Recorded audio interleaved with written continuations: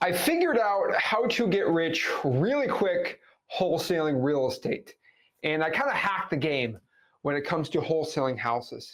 And what I want to do today is show you exactly how I did it, how I can basically show you a process where within the next, honestly, like 7, 8 days, you could have a signed contract that you can send to a cash buyer so you can get money wholesaling real estate. This is not clickbait. This is not like, oh man, I don't really think you can do, like, guys, this is stuff people are doing every single day. And even if you go to like freewholesaling.com, like our free wholesaling course, right? It's like 3 people that just showed a check doing the like one of these methods. And another guy just, made a quick 10 grand in like 14 days doing this, right? And it's just what I'm sharing with you has been a repeatable process for over 5 years now. I've shown on the internet on how you can do it. And really what I'm just going to do with you today is just show you my secrets on how to get deals really quick. Because I think one of the biggest questions I get, right, is, Zach, how do I get rich wholesaling? And how do I do it quick, right? How do I get rich and how do I do it quick? Well, today I'm going to show you exactly how to get rich quick wholesaling real estate. Now, I will preface this with my warning I tell everybody about wholesaling real estate. It is a get rich quick scheme. Kind of. So what it technically is called is it is a get rich quick hard. Sorry, it's a get rich quick hard work scheme. So if you are able to follow my get rich quick hard work scheme, you do good. So you're going to have to work hard, but you will get rich quick. This is the benefit of wholesaling real estate. These methods I'm going to show you today, you don't have to spend any money for, right? You don't have to go swipe a credit card at the end of this and get started. That's kind of the benefit of what I'm showing you today. Now, if you're somebody that has closed 5 or 6 deals, yeah, swiping your credit card maybe for a dialing system or a texting system, buying some skip tracing, buy backing your time. That's great. Like that's awesome. But like let's get rich first. Like I think that's the first part we're all waiting for, we're all talking about, right? So let's break this all down and let's share exactly how to get rich extremely quick, and probably the fastest way possible in wholesaling real estate to do it now. So we got a lot of people getting started in wholesaling, but what I want them to do is just make a lot of money quick. So this comes down to the first thing that we have to talk about today in wholesaling, which is just, okay, we want to make money, we want to do it quick, right? What do we do? So first, quick feet eat. And that's kind of a rhyme. And I always think it's hilarious, but it's true that quick feet eat. And basically, this is the cousin of it, right? Which is slow feet don't eat. And everyone says this in like football, basketball, sports, right? That's like, if you aren't quick, you don't eat. Like you ain't going to be on the team. You ain't going to do well. You ain't going to have success. And you got to train to be fast. And we always talk about that in sports, right? We want to be the fastest one, the most powerful, the best. And when you're powerful, you win. And in wholesaling, you have to do the same thing, right? Quick feet eat. If you want to get food, like you want to get that deal, you got to be quick. If you're a lion, you got to find the slowest gazelle. And when you're a gazelle, you don't have to be the fastest gazelle, but you just have to be faster than the slowest gazelle. And that's kind of the point here. The gazelle and the lion are both trying to survive, right? The lion's trying to feed their kids. The gazelle's trying to live for their kids so they don't, get eaten. And the thing is, if you're slow, if you're lazy, you're not going to get anywhere and you're done. Wholesaling real estate is like the animal kingdom. What I mean by this is there's snakes everywhere. There are predators and there's prey, and you have to choose if you are going to become a predator or prey in wholesaling real estate. Are you going to be somebody that complains all day, does nothing and cries and just loses out why, the kings and queens of the jungle go out here and destroy it? It's up to you. The thing is, you're not a gazelle. That means a lion can't go out here and eat you up. You have to choose what you want to be. So be quick. Guys, quick checks in wholesaling real estate. This is what we're talking about, right? We want to get that assignment fee, that check, that deal. These quick checks come from urgency from our motivated sellers. More specifically, we want to get urgency from the seller of their situation. Now, we have a lot of motivated sellers out here that have situations that aren't extremely urgent, I would say. For example, if you have a seller that is just like a tired landlord, they might have money. There's not like a crazy massive urgency, or like somebody that owns a property free and clear. That's not like a massive urgent thing for them. But one thing I will tell you is when you're dealing with a certain seller with what I call, basically the seven highest urgency deals. I don't really have a sexy name for it. I'm sorry. The seven deadly sins of urgency. I don't know. I got to think of a sexy name for it. But like, guys, there are 7 motivated seller archetypes that are extremely motivated.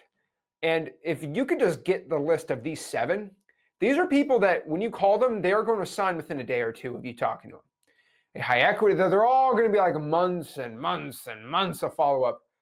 The really cool and interesting thing is this urgency from these type of motivated sellers. They're ready to sign now. So again, higher the urgency, quicker the deals get done. Okay, so the higher the urgency from the seller, and urgency again is them needing to sell the property. And it's really this with the MCTP framework, right?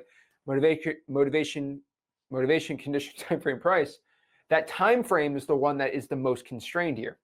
And this basically means if the seller, if you ask them, hey, when are you looking to sell it? They're like, I need to get rid of this property like yesterday. Those are the best motivated sellers. And these are going to be the deals that we're going to do really, really good on. So let's break this all down. Let's share exactly the 7 deadly urgent sellers.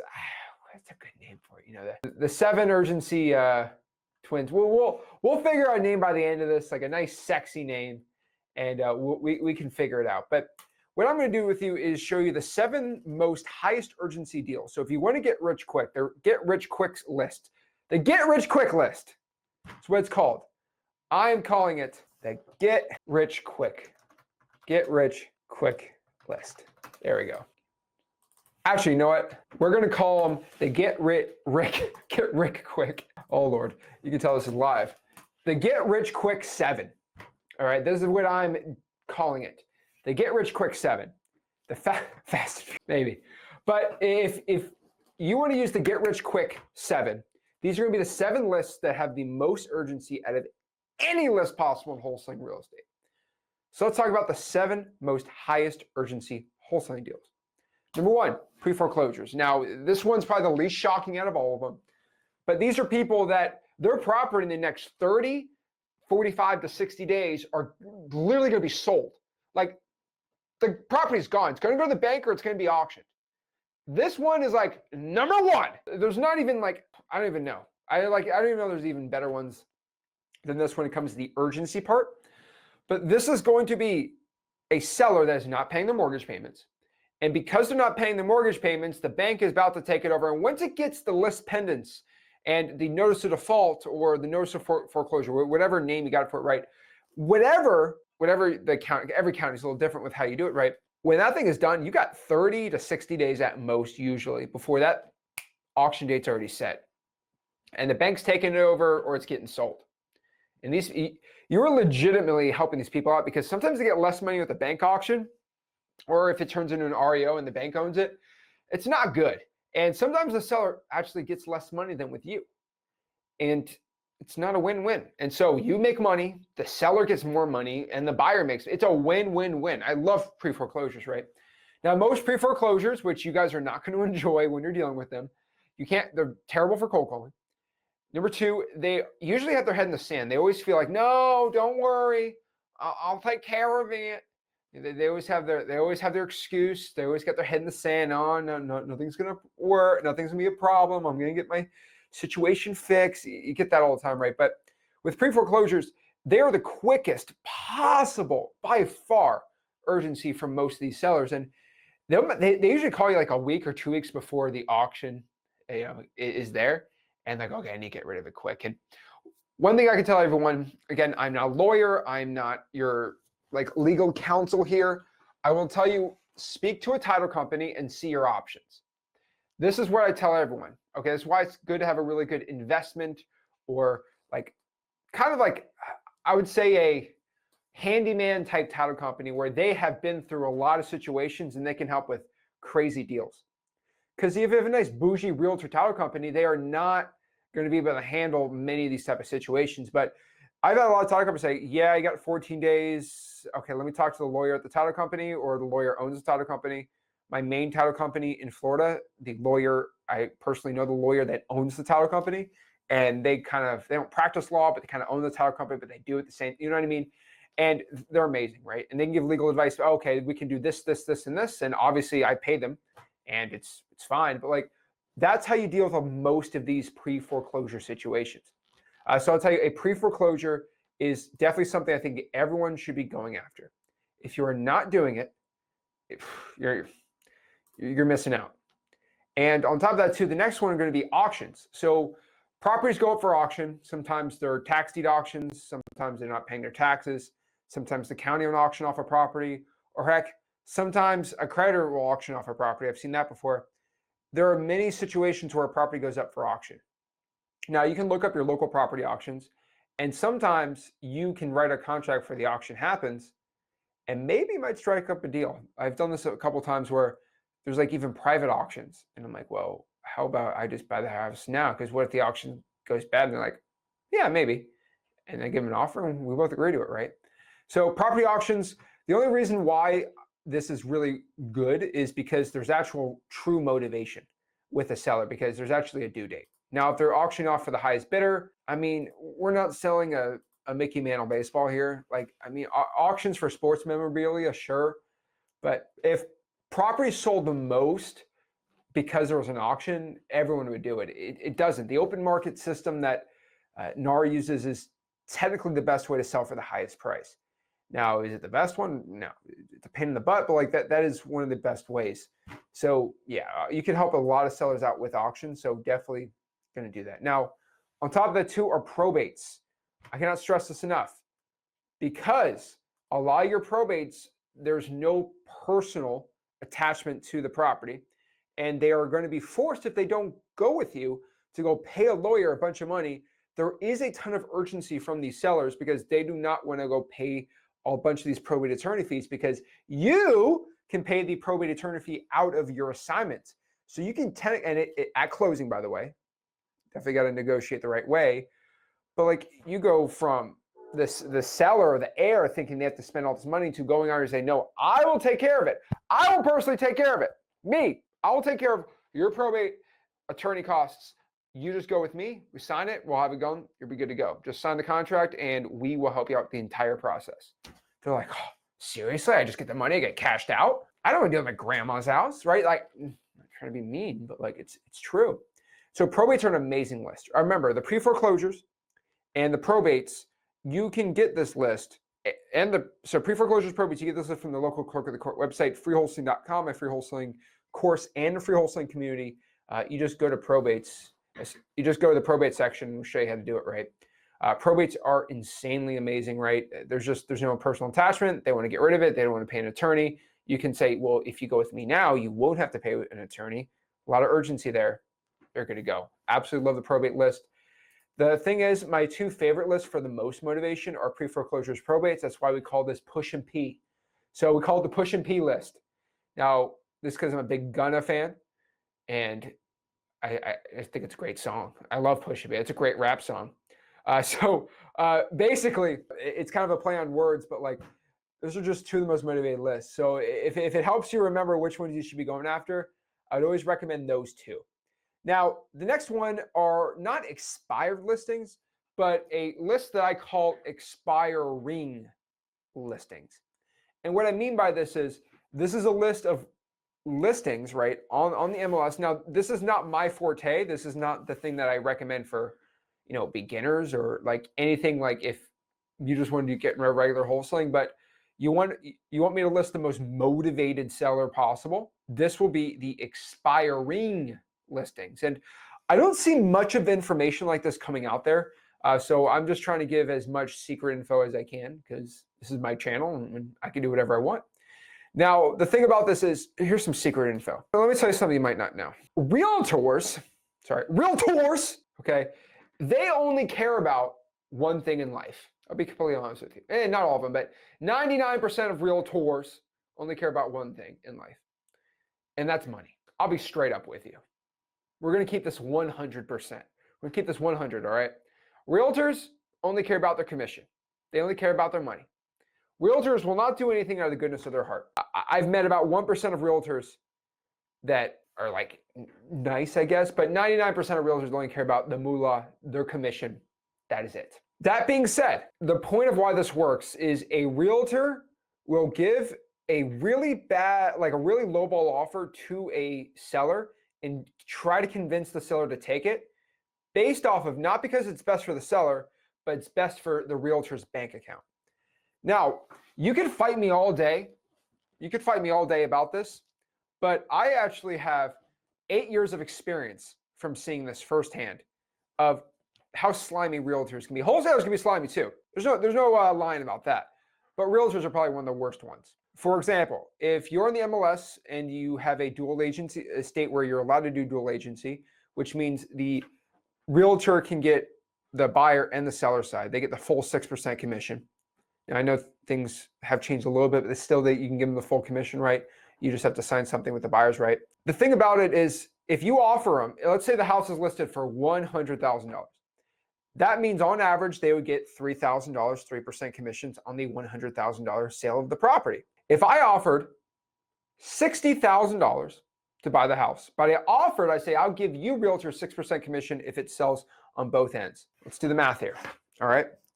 Realtor said, first of all, realtor says, okay, 60,000, no way. Why? That's not good for this. And then the realtor does, okay, wait. They're in their hair salon, right? They're in their hair salon getting their hair done.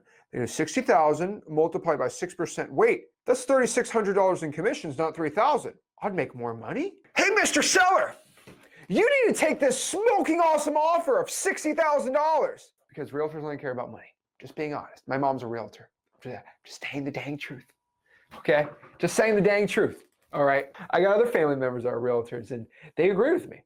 Now, they might not, maybe they're 1%, maybe not, but like I'm just telling you the dang truth here. So the funniest thing here is, well, she's a licensed real estate agent. I don't think she's a realtor. But one thing I will tell you is expiring listings are amazing. The reason why they work so well is most real estate like listing agreements, right? They're for anywhere between 30, 60, 90, and 120 days. And if you could figure out how long most of them are, right? So I would say most of these roughly going to be 90 days you should calculate, right? So let me look at the average one. Average listing agreement length. So the average listing agreement is 3 to 6 months. So yes, I'm correct. So it's going to be between 90 to 180 days. 100 days, that's big work right there.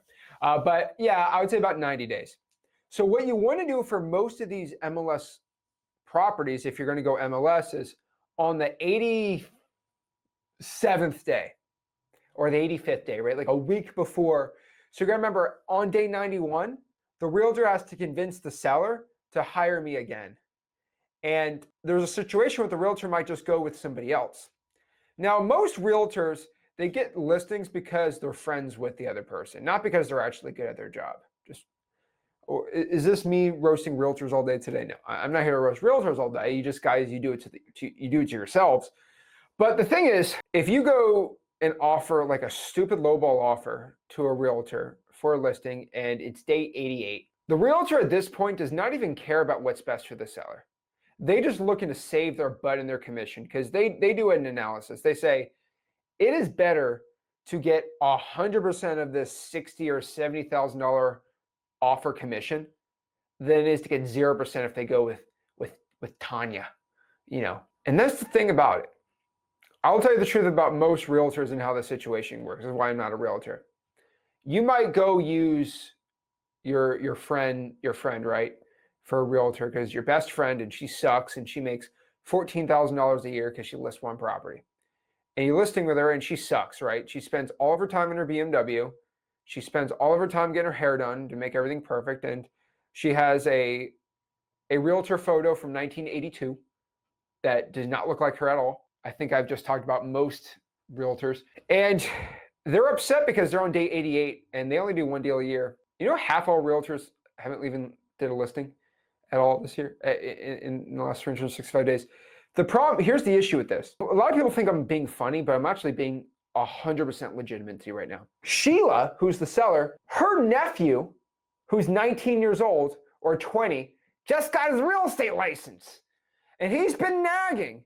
He's been nagging his aunt all Christmas. Yeah, I could get you more. I could really sell this property. And the nephew has just been nagging and nagging and nagging and nagging her and say, wait till 90 days, then I'll help you. I'll help you. And on day 90, okay, nephew, how about you list the property? Because my best friend can't do it. So Sheila's friend who's listing is like, oh man, I gotta get this thing done. And now you give a lowball offer. Sheila's realtor is gonna be like, you gotta take this, the best we're gonna get. And that realtor is going to go to bat. That realtor is going to go on day 88. Most of the time, if they can't get that listing agreement signed ahead of time, that realtor was going to go to war for your offer. They are going to go all King Leonidas 300 Spartans on your offer. And that's the fun part about expiring listings. And so what I would tell anyone to do is, I'm not a big MLS person, but if I had to tell you to do MLS, because I've done deals like this, I go to the MLS, I go to like 88, I go 80 to 88 days. And then I go to like 170 to 179 days. And we can just send out LOIs, or we can send contracts and call the realtor up and offer it. And they're going to cry about it. You give them the full 6% if you're in the state that does it, and you will get deals doing this. Is it my favorite? No. Try the other ones I tell you to do. Like, I try all these, right? But it is a method that does work. I've done deals like this. This is not my primary marketing strategy, but I'm just telling you. They're going to cry about it, but they're going to be like, oh, 6% commission. And they will present that offer. I've had sellers, I've offered creative finance to the realtor, and they said, I'm not even presenting that. And then I say, well, we haven't talked about your compensation. They're like, oh, I shall present this now. Because realtors only care about money. It's the truth. Guys, be mad at me all day. I'm just telling you facts. What did I say last week? I said, I don't own the truth. The truth is just the truth. The truth is, I'm a truth seeker. I'm a Stoic philosopher at night. And I've looked in the grand visions of things, and I've seen the truth in the sky in my dreams, that realtors only care about dang money and their little realtor badge. That is it. That's all realtors care about. And honestly, just telling you the truth. So let's talk about arrest records. Also, guys, the reason why I talk about realtors like this is because when you deal with a realtor, you have to understand they only care about money. So you have to talk about their commission first, middle, and last. Because if you're talking to them and you don't talk about them making commissions with you, they ain't going to remember you, and they don't want to deal with you. I say that not to be funny, but to actually tell you dang truth about the relationships with realtors. It's all about money. At least with the relationships with us wholesalers, I give you info, you give me info, we can collaborate and see what works, and I don't have to make money off of you. Realtors will not do that unless they can make money. Okay, next one, arrest records. I can get in this all day. You go to prison. My favorite sellers, and this is the funniest, okay? I've had sellers, they get arrested for a DUI, which DUIs are terrible. Do not do that, okay? Do not do that. FYI. All right. I was at a New Year's Eve party, and I don't drink, so like I just drive, right? I was driving some buddies back, right? And you know, my other people at the party were on Uber, and they popped Uber up because you know they were drinking or whatever. And it was a great New Year, right? It was a fun time, and they look at Uber, and Uber. I'm like, how do people DUI with Ubers now? Like I said that at that party. They popped up Uber. You know how much Uber was for a 10-mile ride? $150. $150 in a big city in Florida for an Uber on New Year's Eve. I'm like, oh, I feel like the cops just do this so they can make money on DUIs. I have no idea. I'm like, 150? Oh, Lord. And so it's just funny. But the reason I'm telling you that story is just like, my goodness. I don't know. I should tell you guys, being an Uber driver, you probably make more money wholesaling that one night. It is dangerous. So, you know, but like the thing is, I'm always like, why do people get DUIs? Just get an Uber. And then I saw that. I'm like, oh, people are stupid. But basically what I mean by this is I've had sellers legitimately get a DUI. I pull up the arrest affidavit. I read it. And it says person, like, you know, defendant, assailant, whatever they call them, right? Blew a point. They blew like a 0.4. And I'm like, what? A 0.4? And then, I know it was like It's like 0.29, 0.3. Like it was like 0.3, 0.4. Like it was insane. Like it was like 0.08. I was like, oh my gosh. And homeboy, the seller, he told me, he said, yeah, I might want to sell it, but I think this is my favorite, right? I think I'm gonna beat the case. I'm like, you blew a 0.3. You think you're beating the case. And then I read the whole thing. He's just like swerving, hits a couple things. I'm like, okay, this guy's going away. They don't let a 0.3 go away. It's so funny. And so I said, okay, well, how about this? How about we write a contract to buy it? And I know this is your court date. If you beat the case, we can get out of the contract. And if you don't beat the case, we buy the deal. He said, no, man, I'm just going to beat the case, bro. I got a great lawyer. This is like Better Call Saul. And I'm like, okay. Lo and behold, this man gets like a year in prison, I think. And he's like, and he usually don't go to prison, right, for like your first or second offense, but because he made the person literally like go, he went through the whole trial. You usually got a plea and you get probation. Now this guy's like, nah, I'm beating the case. It's so funny. And the guy's like, oh, I need a sign. I'm going to prison in like a couple months. Like, oh no. And so he's screwed. And I cannot tell you how many times that me and Rick have been to actual jails and getting contracts signed or talking to sellers. It's insane. And it's so funny. But basically, what you need to be doing here is help these people out. And I'm being legitimate with you. Like, people make mistakes, people get arrested, right? They're still human beings at the end of the day. But like, there are people, and I know this is crazy. They think they go to prison or they go to jail, right? Jail's first, and they think they're going to beat the case. Well, I don't know conviction rates in the United States, right? Let me look it up. Let me see. But a lot of them like get a plea, right? Conviction rate. Let's see what the Florida conviction rate is. A county court conviction rate of 87%. Oh Lord. Yeah, they're pretty high. But again, most of these people plea out, so that's pretty good. And then the crazy ones are like 55, 60%. Okay. So most of them actually don't beat the case. And the thing is, what you can do instead here, alrighty, what you can do instead is deal with these people, say, hey, if you don't beat the case, well, let me follow up with you. And then you can look up their court case and see what happened to them. I'm always kind of curious on these things. And you look at it, and then the guy's like, yeah, you're gonna go to prison for 3 or 4 years. Now, this person who's going to go to prison for 3 or 4 years, they have a property just sitting there. They need money for commissary, right? The house is just going to lose value just sitting there in Florida. It's going to get hit with hurricanes and stuff. So guess what? You go sign that contract. You probably have to physically go there sometimes if they're actually like in prison, but usually maybe they get into jail, then they get transported, right? So you can actually deal with them. And there's nothing wrong about visiting somebody in prison or jail. Like, you're not going to, it's not like Shawshank Redemption when you visit somebody in prison or jail, okay? You're not automatically looked by cops as a guilty felon, okay, visiting somebody in jail, okay?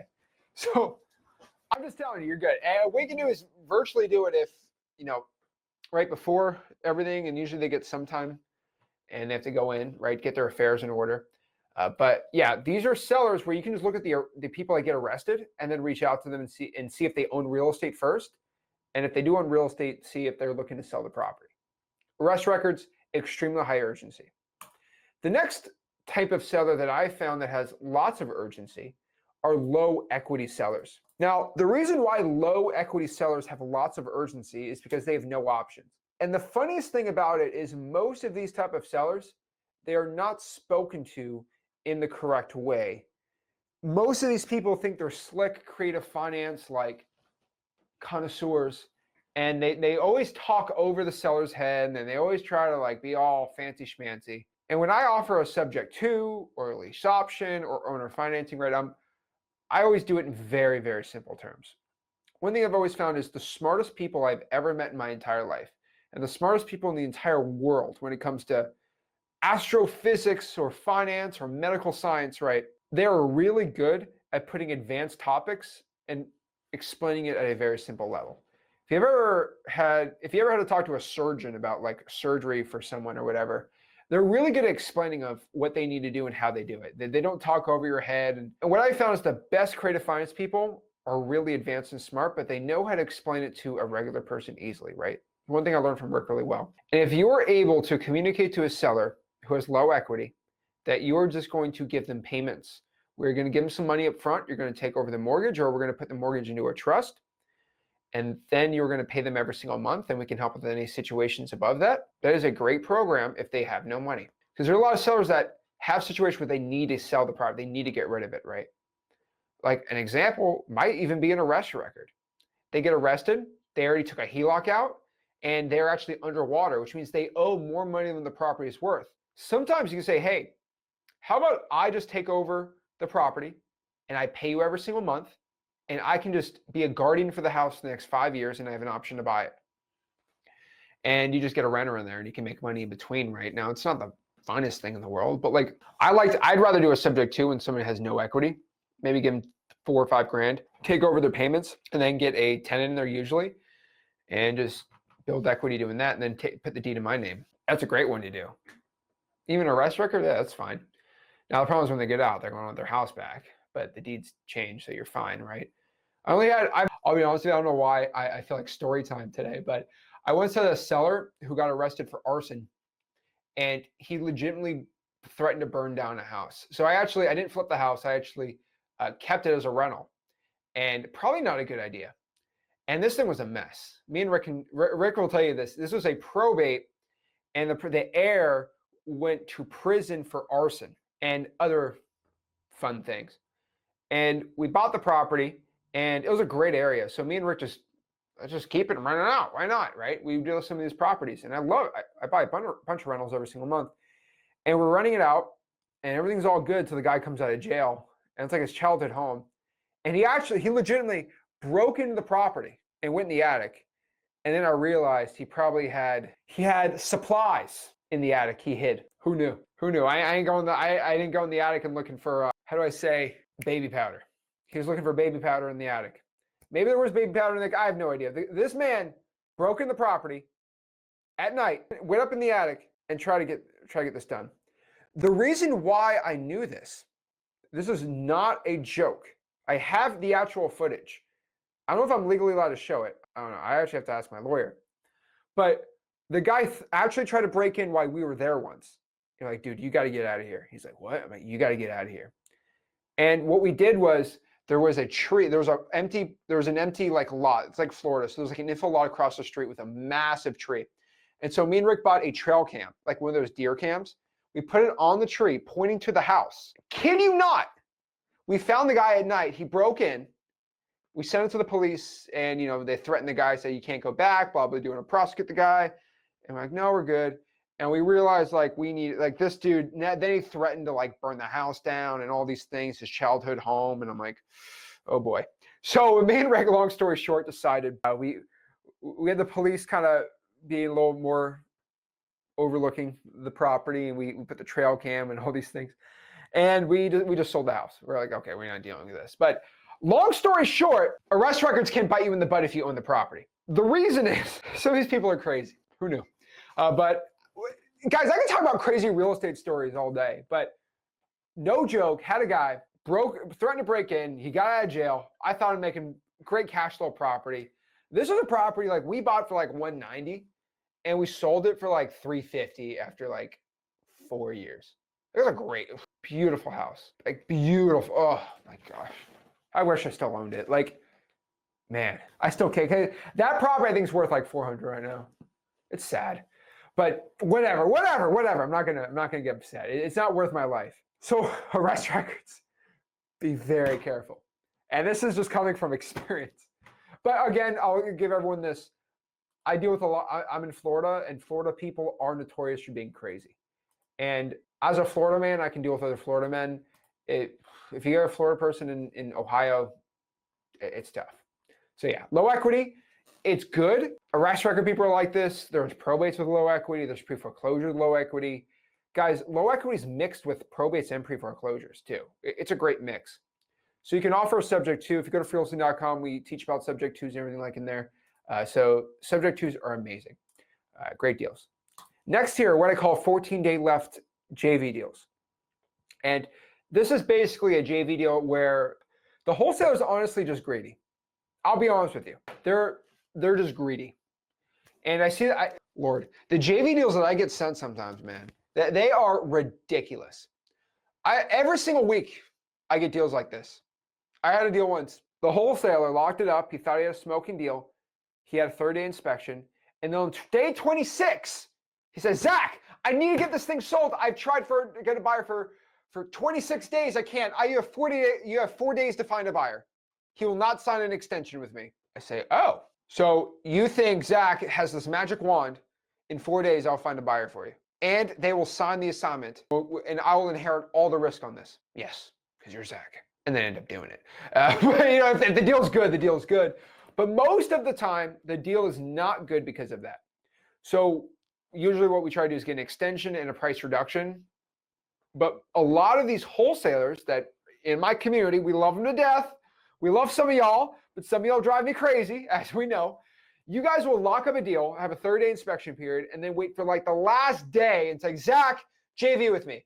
Because they're too scared to give up half the assignment fee because they're trying to be greedy. So what I found is like, if you have a really good cash buyers list, 14 days. So you can go after wholesalers that lock up a deal, they can't get it sold, and they have like 10 days, 10 days left. Reach out to them because those wholesalers are urgent to work with you. And if you work on getting a price reduction, that's a great one to do too. So 14 days left on the JV. That's pretty cool. What I'll tell you is all 7. So let's talk about the 7 again. 1, 2, 3, 4, 5, 6. Okay, that's 7. Pre-foreclosures, probates, auctions, expiring listings, arrest records, low equity, 14-day left JV deals. I would hit them all with a triple tap system. So a triple tap system is a system where that seller or JV, whatever it is, right? And email, let me tell you what. So I have to help the virtual people out here too. So I tell everyone, guys, do a triple tap system. So a triple tap system is a system when you reach with the seller, you hit them with a text, call, and an email. If you're virtual, if you're in person, text, call, and a sticky note. That's where we do it. Guys, I did a poll the other day. I'm going to do a poll right now too, because I'm actually very curious. I don't think I've ever done this. I'm actually going to do it in the school group too tonight. But I want to ask everyone, because I'm very curious who type of wholesaler I'm talking to, right? I think I'm 50-50, but I actually need to know. Guys, what percentage of everybody watching this right now live is virtual versus in-person wholesaling? So I'm both, obviously, right? I think we know that. But let me actually make a poll. I'll make a poll. There we go. Start a poll. Virtual or in person? Virtual or in person? Let me actually figure this out. Let's do a poll, because I'm like, who am I talking to, right? Because I think I assume half and half. So I just put a poll out there on the live chat. So guys, go vote on there. If you're both, just put in person, so I know it's in person, right? But basically what I mean by this is you got to figure out which one you're doing, right? So basically it's call, text, and email if you're virtual, call, text, and put a sticky note there if you're in person. I feel like I don't want to alienate most wholesalers, right? So where are we at here? We're at 51 virtual, 50 in person. See, I did say it was 50-50, but that was just a hunch. That wasn't like actual numbers. So everybody watching this live right now is about 50-50, which is interesting. That's actually pretty cool. If you are both, do in person, because that's what I would put it on. I consider me an in-person wholesaler because that's where I make the majority of my money on virtual wholesaling. That's where I got my start. So in person. Okay, so we're like 53-47. So okay, good stats. So vote on there. I'm actually curious. Can I pin this poll? Okay, no, can't. But it's it's pinned on the top, right? So if you're virtual, do the email, right? But text, call, and sticky note, that's what I would push for everyone to do. But text, call, and email is another massive one. So yeah, in person's always better. But text, call, and sticky note. Guys, I see the wholesaling industry. I see everyone just talking all this amazing stuff about virtual, which I make all my money. Most of my money starting out was all in person. But I make most of my money virtually. But as a beginner, in person, if you're in the right market, go do it. And I feel like a lot of people are running away from that. And the real money's in person if you can do it, right? If you're virtual, you're fine. But one thing I'll tell everyone, if you are virtually wholesaling, I would recommend for everybody to find a partner who's in person. It is always best to have someone like that. That's all I can say there too, right? But also, bonus hack. I would want everyone also to be doing the ICAG method for JVs. So this is a method I actually just released last week on the Gin Games Challenge. Okay, so the Gin Games Challenge was an amazing challenge we just did. And the thing about the Gin Games Challenge is we came out with a new marketing style. And it's a new marketing tactic that has never been talked about, like really like as a system ever. And maybe someone did, I don't know. But like it's the truth, so I don't own the truth. But basically it's called the ICAG method, ICAG method, whatever you want to call it, right? And this is a new bonus hack for everyone, right? So it's basically I know a guy. So that is the hack here. I know a guy method. And pretty much what this means is this is an amazing other way to quickly do deals. All right, the SpongeBob method. I know a guy that knows a guy that knows a guy. It's always funny too. But what I mean by this is like have people send you JV deals and then send that out to a rich wholesaler and just make money like that. And so this benefits you because you can participate in the communities and learn a lot. You send me JV deals and I have my best buyers and I'm pretty good at dispo deals, duh. Pretty good at wholesaling, I'll be honest with you. And you can help people who just are lazy and they have 14 days left. And so I think everyone benefits from working together and collaborating here. But the ICAG method, I know a guy. I'm telling you, that is the method to be doing here. And nobody in wholesaling is talking about this. And I'm really trying, I really think this is going to be the next level. We just got to be really good at finding the right JV partners and helping each other out. But I think this is just going to bump the industry up about having people collaborate more and more and working with each other. Obviously, you got to figure out if you're the right person or not and dealing with the correct people. But I know a guy. So let's see what this poll says. This poll's at 53% in person, 47% virtual, and it looks like almost half of everyone watching this voted. So I think we're pretty comfortable right here as where we're at right now. But 53% in person and 47% virtual. It's pretty dang good actually. So impressive. I like this. But that is the method I'll be doing. So does everybody understand the ICAG method here? You know, you have somebody say, I need to get rid of my deal. I got to sell it. I know a guy. Let's JV. You get 50, I get 25, the other guy gets 25. If you send me a deal that's 25, I'm like, I don't have to market. All I have to do is bring the buyer. Heck, I got X leads. I can just go dispo it in 5 seconds.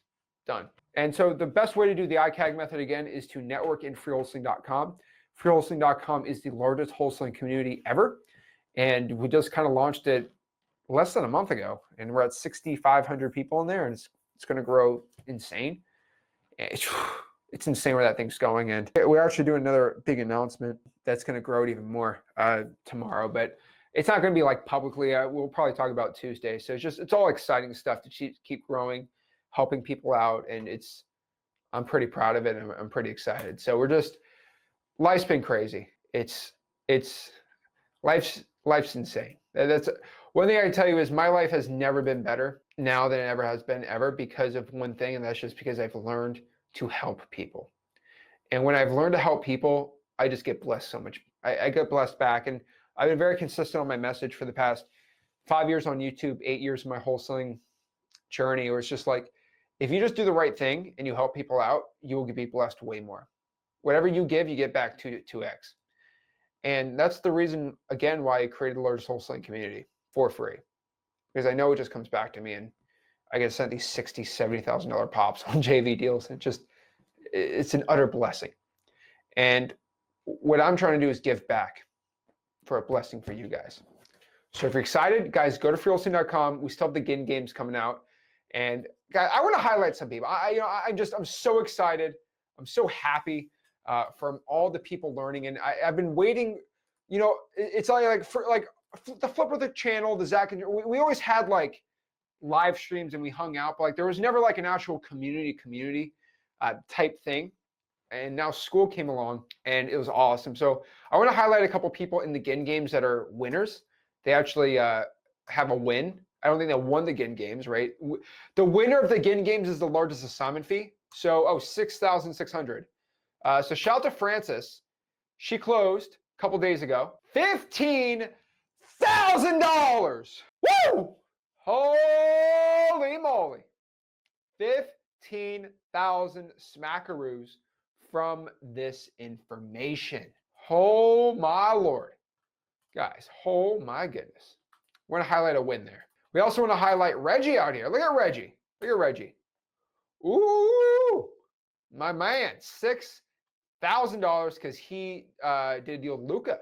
He did this through, you could read this whole thing, trying for dollars. Holy moly. Can you believe this? Oh my gosh, look at this. How does he spell my name with a K though? We're gonna let it slide. We will let it slide, and we got all these other people, right? Sending deals, showing what they're doing. What's Jasmine doing? Jasmine's with her boyfriend, cold calling code violations. I love that. They are grinding. They are posting KPIs. They are getting checks. They're doing deals. I love to see people winning in here.